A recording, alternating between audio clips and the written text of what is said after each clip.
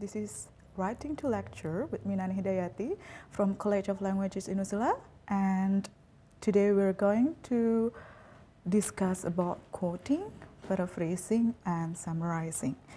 To start with, I'd like to show you a picture.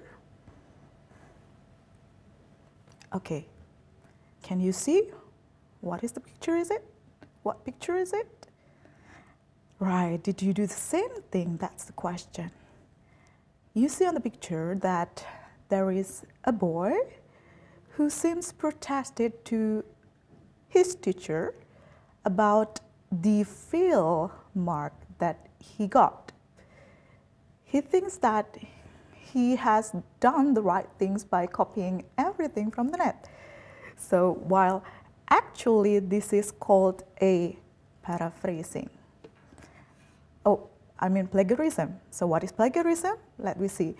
There are two kinds of plagiarism. The first is deliberate plagiarism, and the second is accidental plagiarism. From deliberate plagiarisms, you rewriting from books or articles. So actually, it means that you rewrite the books or articles without citing or giving credits to the writer. And as usual, you also copy and paste from the web pages and online sources to create a patchwork writing. Well, let you ask to yourself whether have you ever done such activities on your assignment? If you did that, it means you have done a deliberate plagiarism. And it also has to deal with buying, downloading, or borrowing a paper. While in accidental plagiarism, you do not know when and how to cite, because maybe you think that, well, you don't have to, but it seems that's a kind of criminal. And the second, you don't know how to paraphrase or summarize. So that's why we need to learn about this later on to avoid plagiarisms. And you don't know what common knowledge is. And the last for accidental plagiarism is you recycling an old paper that you have written down, or maybe somebody else's have made it. Okay, now we continue to the next slide. How to stop plagiarism? That's the big question now.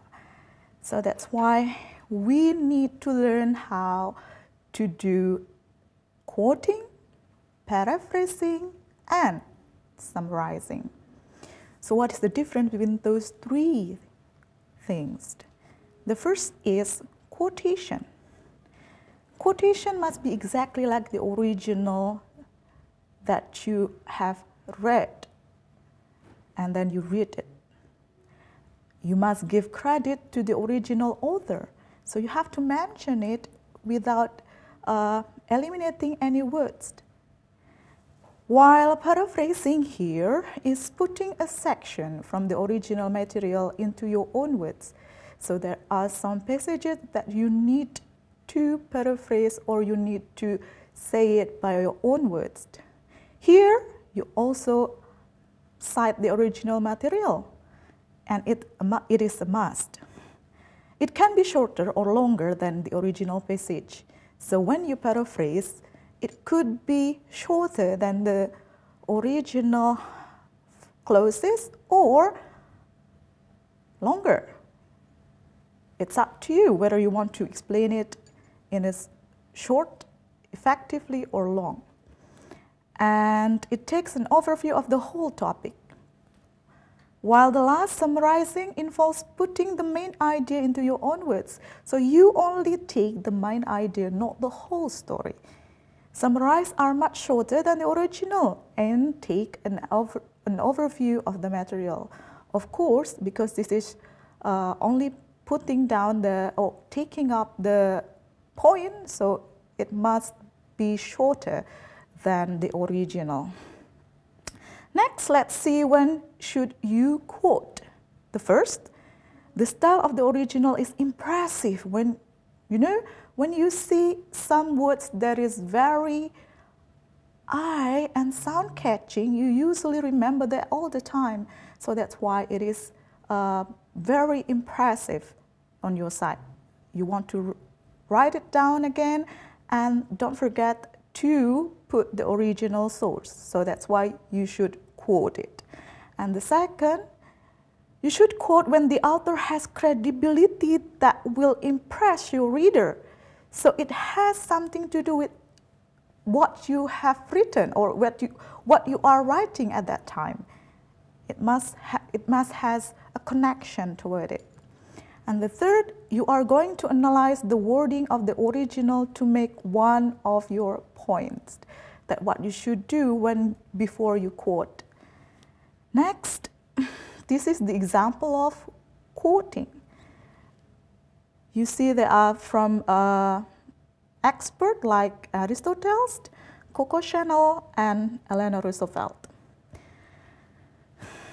Now, when you want to quote, you have to give a signal phrases or author text. A signal phrases lets your reader know when you are about to use someone else's idea. For example here, you mention according to, mention the name Aristotle, like the example above, or author names like, Einstein, not the economist, but the scientist, writes. And then you can also use the kind of argues. Yeah. Here, another example of the words for punctuation quotations. It is the way you have to put punctuation on your quotation. The rule is, if the quotation is a sentence by itself, separate it with punctuation from the rest of your writing. For example, according to Rainfield, and you put in a bracket the year, and then you put comma there. While the second the second example, you do not put commas, you put semicolon here, yeah, to change it to the commas. It means it's going to be a direct sentence. That's right. So you have to put it in a bracket. So that's another forms of giving a punctuation to your quotation. Take a look at this. The difference is only on a comma and semicolon. And the second thing, if the quotation becomes a part of your sentence grammatically, put quotation marks around the words you take from the original and punctuate the sentence as normal. Any letters or words changed to make the sentence fit your grammar should be put in a bracket. For example here, Marcus Rainfield encourages us to see that you put the bracket. The glories of the universe are not apparent to the naked eye. I hope so far you know how to make or how to write punctuation in quotation. Let's continue. How if you want to write the quotes within quotes? So it means there are somebody who say inside somebody else's report who also said it. Yeah, quotes within quote, it means. If the source you are using quotes someone else and you want to quote the someone else too, for example here, when you say in hadith, there are written by Bukhari Muslim, but then it is said by Aisha, it is included quotes within quotes. Yeah. Here to attribute the quote to the person who really wrote or said it, the first person who said it. It means you have to change your citation to show both the person you quoted and the author of your source. For example here, Sydney Edison says that to bloom in blue shades, and you put comma and you put quotation mark as what? As the direct sentence of that words. In here, for example, hydrogas require partial shade and an adequate soil PH. This is QTD, means quoted in Prosper 191. So you put the bracket because it is also quoted from somebody else's work. That means you have to put the second and the first source, both of it, in your writings. Next, this is another examples for academic language reporting verbs that you can say, use instead of, says, tells, talk about. So there are so many verbs that you can use for expressing reporting verbs, like here, for example, maintains, observes, believes, insists, asks, reports, reveals, and so on. You can read it by yourself later on. Next, we have discussed about quoting. Now we move to the paraphrasing. I hope you have understand how to make a quotation, because it's going to be simpler than paraphrasing. Paraphrasing, it is using your own words. So that's why it is rather complicated than quoting, which is only, quote really from the original source. Here in paraphrasing, it might best be described as translating a passage into a new style. So you really have to change the clause or the sentence into your own new style. All evidence of the original style, including sentence structure and word choices that reveal the original author's personal style, should be changed. Change here doesn't mean you only search for the similarities words. No, you also need to change the position. If it is active, then you change it into passive.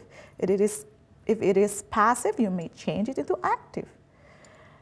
And the third thing about paraphrasing is some discipline or instructors require that the order of ideas presenting should be significantly different from the original too. So, sure, yes, when the idea flows, from example, from general to the specific, you may change it from the specific first, then to general, inductive, deductive to inductive. That's what means paraphrasing. Let's take a look further. This is the example of paraphrasing, but not a very good one. For example, here the original sentence said, teenagers are hurt by raising the minimum wage in 2 ways. If you want to paraphrase it, but you only change some words, but still left the original idea and the order of the message the same, it means you do not totally do paraphrasing. For example, the bad paraphrase here, take a look at, teens are wounded by increasing the minimum wage in 2 fashions. Here, the structure of the sentence is still the same. Right? This is a passive voice. You do not change it into active, while actually the good paraphrasing, you have to also change the order, the ideas. Yeah? So why doesn't it work? Only a few words were changed. The original sentence structure is still visible, that this is passive voiced. No? Let we see the good example of paraphrasing. The same original passage is, teenagers are hurt by raising the minimum wage in 2 ways. And the good paraphrasing, take a look at this. You can begin from the, end of the sentence. Yeah? It means that you start from the adverb. There are 2 ways. There are 2 reasons. So for 2 reasons, you have also changed the order. See? increasing the minimum wage negatively affects worker age 16 to 19. Instead of saying teenagers or teens, you mention the age. See the difference? But here, so of course this is a good job. The sentence is different and only the phrase minimum wage remains the same. Why we cannot avoid this wage? Because this is the main point. You cannot change totally the main point. So you leave the main points and change the others. Do you get it so far? All right, let's see the next slide. There are some steps that you have to do in paraphrasing.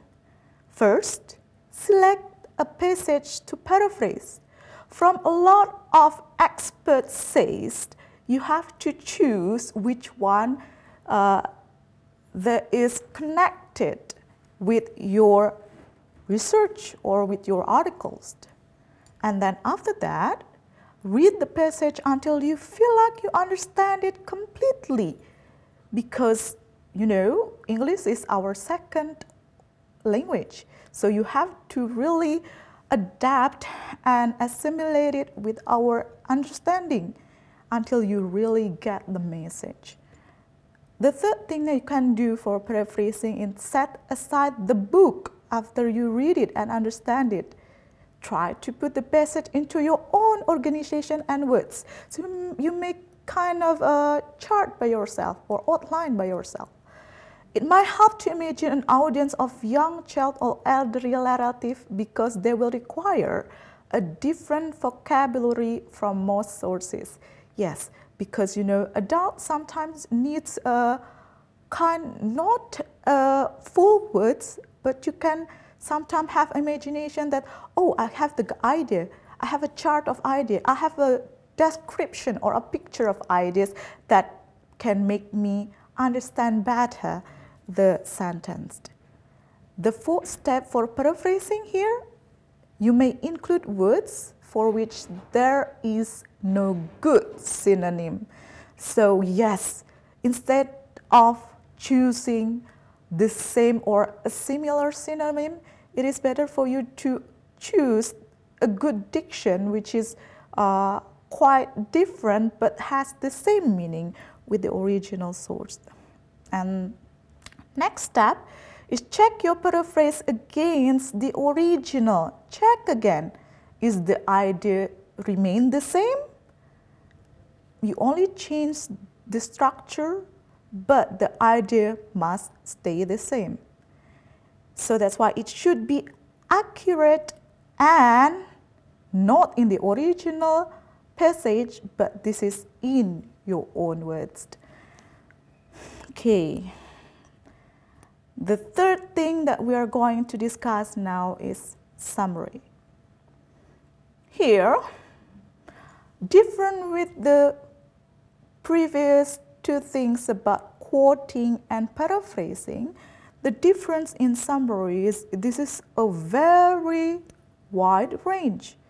For example, if you want to quote something, you only take a certain little amount of somebody's saying or somebody's words.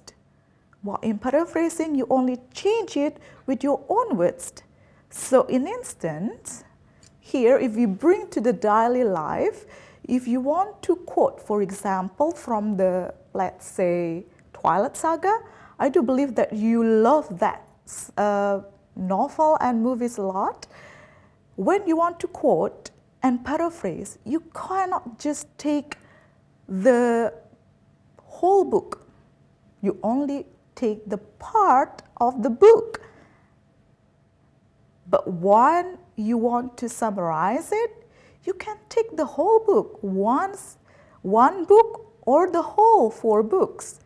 That's a difference from the quoting, paraphrasing, and summarizing. Here in making summary, you have the wider range of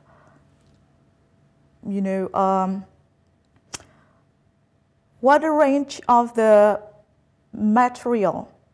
So instead of just using part of the chapter or part of the books, you can summarize the whole books or the whole series, even the whole series from the twilight, new moon, breaking down until the end. Yeah? You can summarize it in shorter passage. So that's why, unlike paraphrase, summary does not go line by line to report on all the ideas from an original. So this is not line by line. You can explore it by yourself. Summary is a boiling down. It means you really catch the point, only for the points. You just avoid, the not very important ones, not very important things. So you take only the point of the message. And here, summary still requires citation. Of course, unless you want to get involved with plagiarism, you still need citation. You still need to give credits to the original author or whoever wrote the passage on it. Let we see here how to make a summary. This is the summary guidelines that you need to take before you really write the summary. The first is, make sure you are accurate to the original. Of course, even when you only take the point, you need to still focused, and do not go across the original passage. It is unethical to report that someone said something they did not say at all. So please do not make any summaries that has no connection with your original passage. Do not add everything. Please make it original. The second guideline is make sure the main points are in your own words and avoid accidental plagiarism. So, of course, like I said before, in summarizing, do not ever, take the same original if you want to paraphrase it, unless you want to quote it, fine. Summarizing can contain either paraphrasing or quoting. So that's why still you have to give credits or you have to mention the original author on it. The third, of course, cite. Cite means that you put the author on your references. Let's see. The points to remember in writing a summary.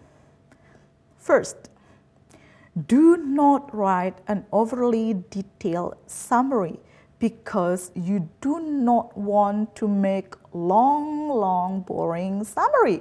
So the point of summary is actually shorter than the original passage.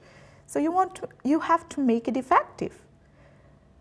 Here in making summary, the point is to reduce the work to its essence. Essence means the points. So you only take the points and you ignore the rest. Second point to remember is use your own voice. Once again, indeed, you read somebody else's work, but you cannot just rewrite their passage as the way it is unless it is on quotation. So you have to use your own voice, your own words here. And do not imitate the style of the work. Once again, everybody has its own style. So you have to build your own style in writing that summary. The third point to remember is quote from the material sparingly to illustrate major ideas. Here, it means stick to paraphrase for the most part. So, yes, you need to do paraphrasing here to, filter the main ideas. Yeah, the main ideas of each paragraph you read, you have to paraphrase it and combine that into one summary. The fourth point to remember here is preserve the balance and proportion of the original work. Well, it is true that it is your own words, but please, if the 70% of the work is devoted to one idea, it means that 70% of your summary should also cover the same idea. Even when with your own words, 70% of it should or must have the same idea with the original one. Next slide. This is actually, the easier way to write a summary. Yeah, you can see on the charts there that actually summary is the collection of the paraphrasing of the main idea. So the first thing that you have to do is identify the main words or idea in each paragraph. And then for that each paragraph of the main idea, you paraphrase it. Okay? You paraphrase it from main idea plus the next main idea and then plus another main idea. It means you compile sentence paraphrases from the main idea and then you make it into a summary. That's still a rough summary before you really have the, ready to publish one summary. For example, here, in the beginning of a summary, you should mention the full name of the author and the title of the piece and the text. For example, here, in Kolasula's ESL 2012 syllabus, well, in the beginning of the meeting, usually there is a social contract and usually your lecturer gives you kind of a what is a lesson plan or syllabus. Yeah. So that's here, for example, you want to summarize from the syllabus, that syllabus in Kolasula's ESL 2012 syllabus. After that, you move in introductory sentence that should be general. For example, in one sentence, try to provide a general overview to consider the purpose of the article. After you mention the author, then you provide general sentence as the introductory words, introductory sentence. For example, here, after you mention Kolasula ESL 2012, you continue with the words of the instructor provides details for students' successful completion of the class. So incomplete, it becomes this sentence. I do apologize, it should be Kolasula. Okay, in Kolasula's ESL 2012 syllabus, the instructor provides details for students' successful completion of the class. So don't mention to write down the author or the sources, and then the second is the general introductory sentence. It's still a general. You will dig more in detail on the previous sentences. Next, the body of the summary. This is the middle of the summary should contain here. After your introductory sentence, insert all of the sentences you wrote.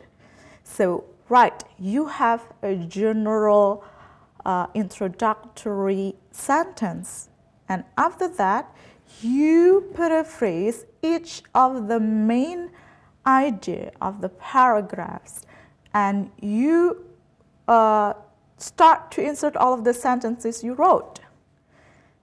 After that, you have body now. But to make it more certain, you have to work with the language. Please change all those says, talk about to different verbs like describes, state, and etc. Like what I give you the example beforehand, yeah, in the following or in the previous slideshow.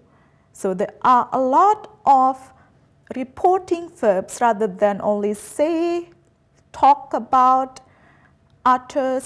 Yeah? There are many things that you can use instead of those words. So please change those words into a different words. It means the diction that you have to use. Next,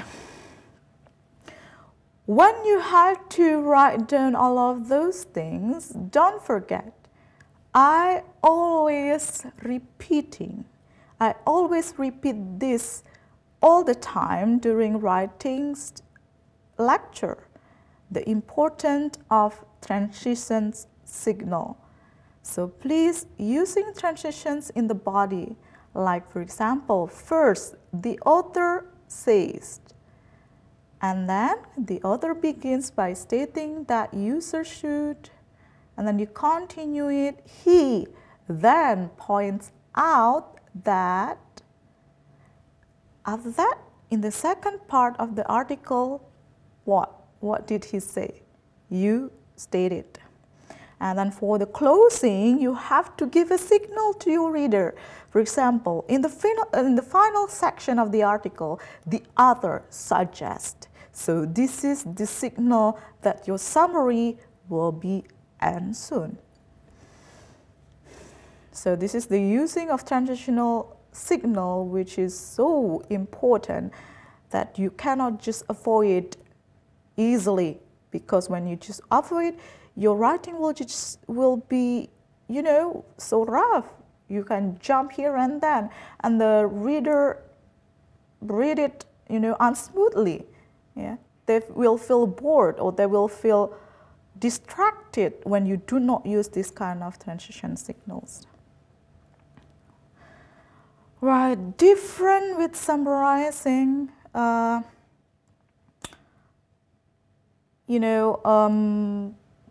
academic, scientific things. When you want to summarizing literature, there are some points that you should remember. When you summarize academic, scientific report or articles, you refer to the writer or the author. But in summarizing literature, you here, after the initial authors mentioned in citation sentence, you refer to the characters of the literature product. Yeah? The literature kind of product like novel, prose, poetry, and many things. There must be a character inside it. So instead of using the author's name, you prefer to go to the, after that you use also the name of the characters in the literature. So here, like this, after the initial authors mentioned in citation sentence, it can then refer to main characters by the name instead of referring to author. So, like for example, in Twilight Saga, the author is actually Stephanie Meyer.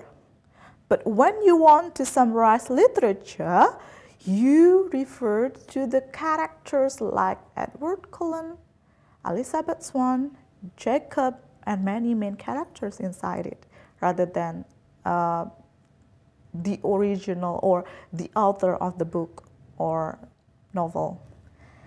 Let's see the example here. This is one of the examples of summarizing literature. Of course, you have to mention the name of the novel or the name of the literature product, like here, in Shoes in the Shower. Can you guess Shoes in the Shower is kind of what, novel, short stories? Well, of course, it's a literature product. Leah Gay means one of the characters in the Shoes in the Shower, of course. Leah Gay and Rebecca Hart reveal some difficulties college students encounter when living in a dorm. So see, you use the name of the characters in that story, not the author's name of that story. We can continue. Gay and Hart go on to explain blah blah blah until you finish it. So you refer to the characters, or you can say the people who get involved in that story, rather than the one who write the story. So here in the literature, you can see that it's quite different with summarizing academic scientific report or articles. It's quite different, but actually the point is the same. So the things to remember here is actually whether you want to quote or paraphrase or summarize, you should cite the ideas you get from your resources in your papers. Well, I have a video that I'd like you to watch, and from this video, I'd like you to summarize it. What is the story all about? And don't forget to mention the name. And then after that, you paraphrase some part of the story. There are some events that you can follow after that. You paraphrase one of the scenes. And then after that, inside that video, there are some good words that you can quote. But don't forget to put the original source. Can I have a video?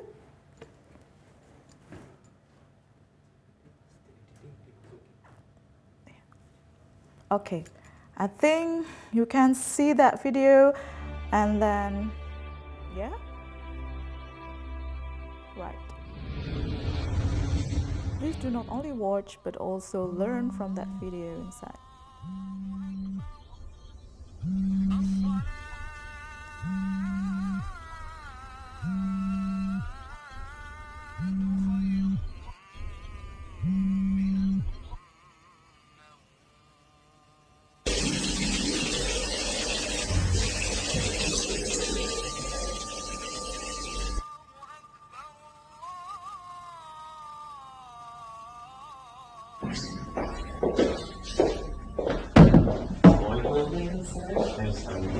Assalamualaikum, Abu. Good morning. Walaikum assalam. What are you going up so early? Yeah, I've got a uni assessment yesterday. It's the middle of something with it.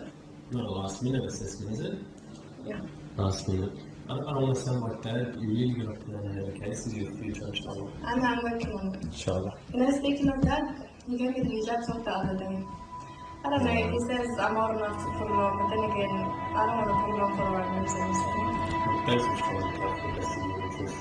And you know, hijab is an obligation in our religion, but it's a personal conviction between you and Allah. So no one's going to force you to put it on or otherwise. So when you're ready, take the next step. Thanks, Andrew. Thanks, big brother. Well, you're only big brother, so I can see yourself later. Alright, I gotta finish this assessment. I gotta go. Seeking knowledge is an obligation on every Muslim, male and female, and to think Islam discourages education of women, most would think otherwise.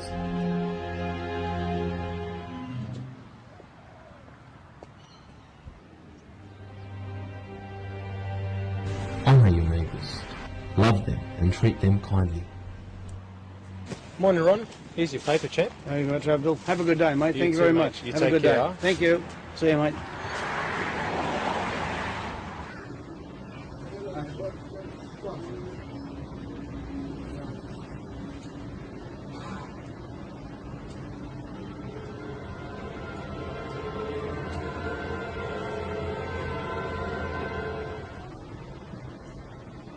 Omar.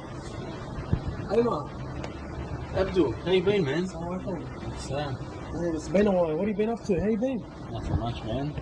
Come on, man. You don't seem alright, man. What's going on? Speak to me. To be honest with you, I'm just sick of everything, man. Ever since Dad passed away, things have been going downhill. Pay at work is rubbish. It's hard when you have a kid. Man, I gotta make money somehow, man. inshallah khair, man. Inshallah khair. No one said life's gonna be easy, man. Inshallah, man. Just be patient. With every hardship comes ease, man. Where's the age? Where's the age? It's one problem after another. The only way through this is through the street. Oh, no, man. Listen to me, man. You're my cousin. We grew up together, man. What did your dad teach us?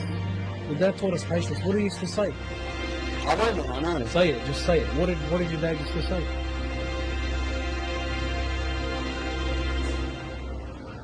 Alhamdulillah for everything. That's right, man. That's right. Thank God for everything, man. Those words, they're powerful, man. You know what I mean? Just patient. Just be patient. Follow. Alright? Follow. Thanks. Really appreciate it. Whenever Allah was good for a person, it's against him to a person. Allah is with those who are patient. Good, bad, or ugly, we thank God. He knows what's best for us. Patience, Omar. Patience.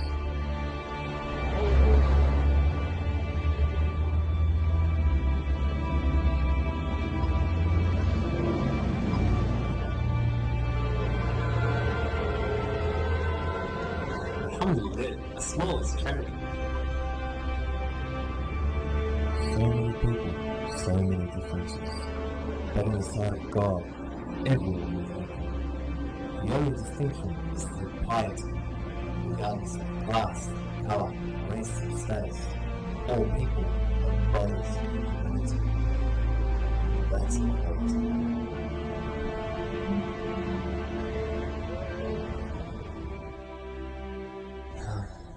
And to think most people believe the propaganda in the media.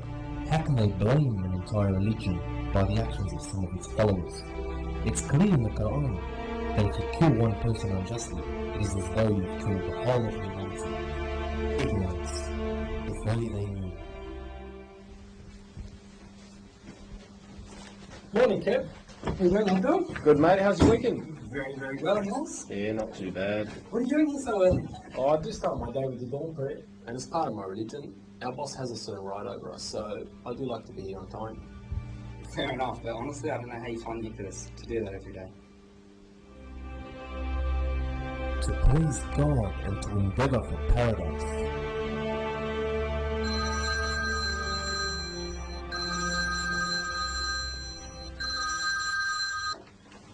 Kev speaking. The position. No, I'm looking for this afternoon. No, I want that position. I've worked so hard for it, it's my desire, it's my dream. Yeah. Well, it's quite a high promotion, but it's the dream job I want. Well, I want the pleasure of God. It's my It's the reason I breathe. It's the reason I'm here. Can I call you back? Thank you.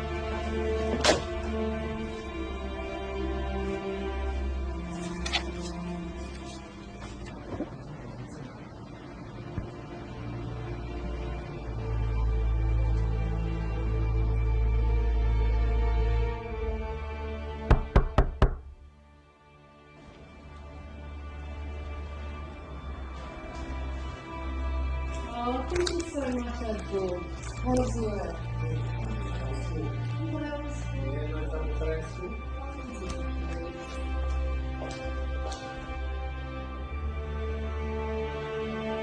Do treat your women well and be kind to them, for they are your partners. The Prophet's final sermon, he made it so clear. Treat women kindly.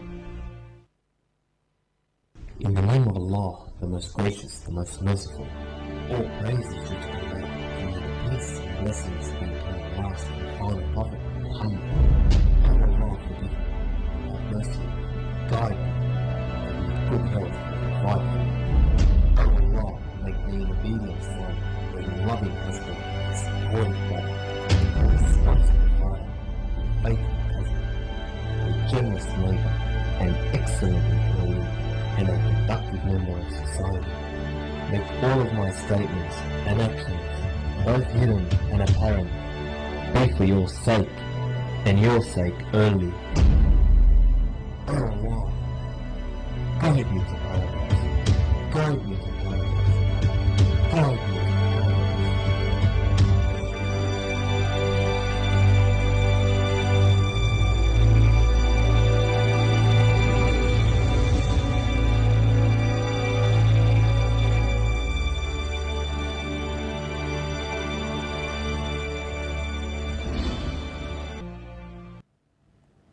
Alright, that's a very interesting video, isn't it?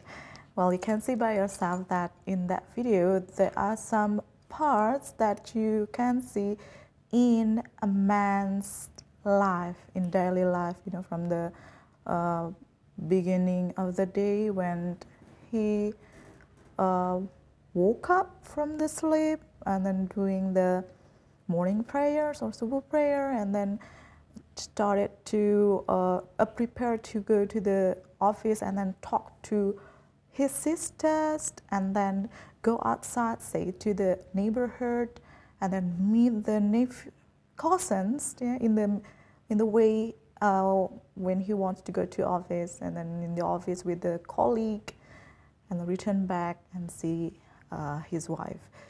Some part of this video, that I like you to make a summary. Remember the plot? And since this summary is quite to the literature summarizing, not kind of academic scientific articles, so I like you to use the name in the video. So what are the names of the characters in the video? You can download it later on the Cyber Learning, or in my private blog in Humaira Kolasola, www.humaira-kolasola.com. And here I will a little bit give you a refreshment on how to write a summary. I told you before, from the plot that I have mentioned before, things that you have to do is to paraphrase the main idea from each plot. Like here, the chart here, from each plot, you take the main idea. And then you see from the morning when he woke up, and then when he have breakfast with his sister, when he meet the neighbor, when he see the cousin, when he talk with the colleague, and until when he returned to home and see his wife, until the closing and when he did pray. So this main idea of each plot that you have to paraphrase them, and then paraphrasing them, and then put it together, and then you have the rough summary. And by adding some transitional signals, then you have a good one whole complete summary. I hope you can do that well. And for paraphrasing in summary, of course you have to do paraphrasing. Paraphrasing means that you need to interpret.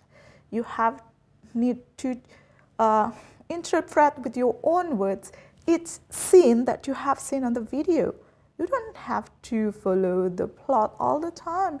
You can begin with your own words.